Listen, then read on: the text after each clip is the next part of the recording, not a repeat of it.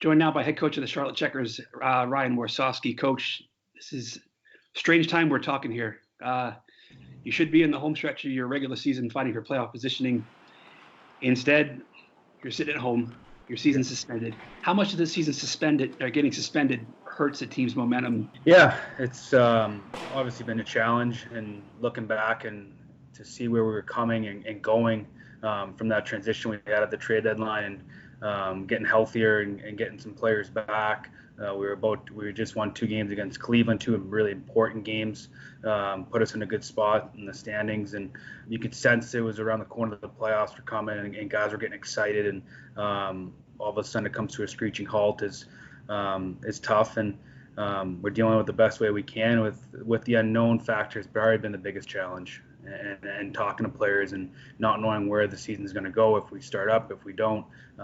It's probably been the biggest challenge, because no one has any answers, and you can say that in all sports, right? So right. We just try to get it through it day by day, and continue to tell the players to kind of stay in shape, and we just don't know what the future unfolds.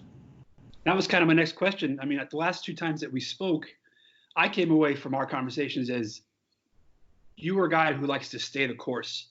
Yeah. So when you can't have the guys at the rink staying sharp every day, how hard is it to kind of keep the team from straying away, I guess, from the course, kind of keeping everybody in that same mindset going forward? Yeah, it's hard.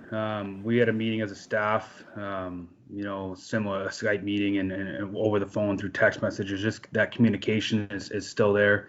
Our strength and conditioning coach has put a plan together with their strength and conditioning coach in Carolina. So the guys do have workouts they can do, whether that's outdoors in their driveway or in their living room. Some guys have gyms at their homes.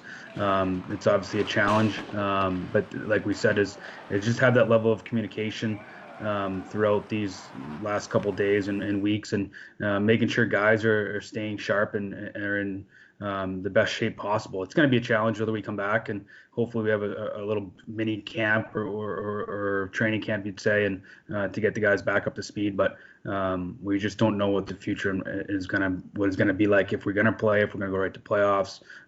So it's been a challenge. What is it like not being at the rink in the mornings now for your practices? Yeah. It's very awkward. Like, I was talking to my wife about it. I just don't have a routine. Like, usually I'm in a routine right now in March and April where I'm out of the house by 6 a.m. and ready to get to the rink and get going. And now I don't have much of a routine. It is awkward. Just finding that routine we find a way to go for walks with our little guy that's 8 months old, and it is good to be home and see him grow, because I'm not home a lot, and right now we'd be in the middle of a 2-week road trip. So I guess you try to take some positives out of it, but it's hard because I'm a routine-based guy. You get up, you go to the rink, we get our workouts in, we get ready for a video session, we get practice going. Whether you're flying for a game or it's a home, you're just in a routine.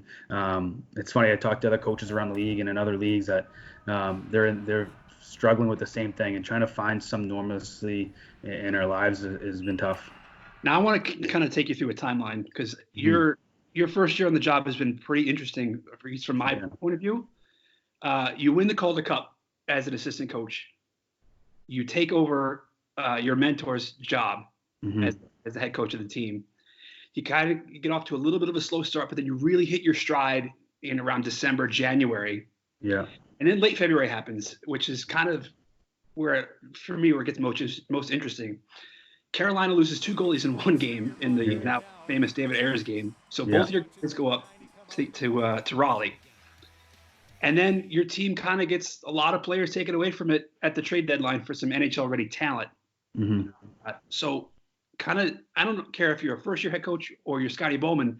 I don't know if you really prep for a season like you've had. Yeah, it's been a long grinding year, and it's funny. I was reflecting back on a little bit with Patty and our staff, and it's funny. We figured with the new team coming in, it was going to take 15, 20 games to the players to learn how I coach, what I expect, for us to learn the new systems. I think at that 15, 20 game mark, we started turning the corner there, getting rewarded for our efforts and winning some hockey games, some really important games on the road. We went a really good stretch at home. And then, like you said, February came and the trade deadline came, all came at once. With the goaltenders going up, and then the 3 big trades that you lose Gauthier, Kukkonen, Clayson, the list, Prisky, Lusterane. So we lost 6 players and really only got 1 back, and then lost our 2 goalies. So I thought our management team did a good job with Paul Kropalka and Derek Wilkinson and getting some players in here from the ECHL. We got 2 goalies in Mike Condon and Keith Kincaid. The biggest thing was it was us against the world. No one was going to believe in us. No one is going to give us a chance. Everyone, we could hear it around the league that we were going to fall right on our faces, and we were in for a tough stretch with our schedule. And we kind of try to rally around it and came together as a group. And I thought, going 3-3 in that 6-game road trip was a success. And unfortunately, we got halted by this pause in our season, but we can still hang our heads and keep them high, saying that, hey, we battled and we won some tough games and we grinded. And I'm proud of the guys at the effort they put in. We challenged them extremely hard in certain situations in our season. And every time we responded, whether we lost 2 in a row and, we had some tough meetings, and it was like, okay, let's respond. And our guys did that.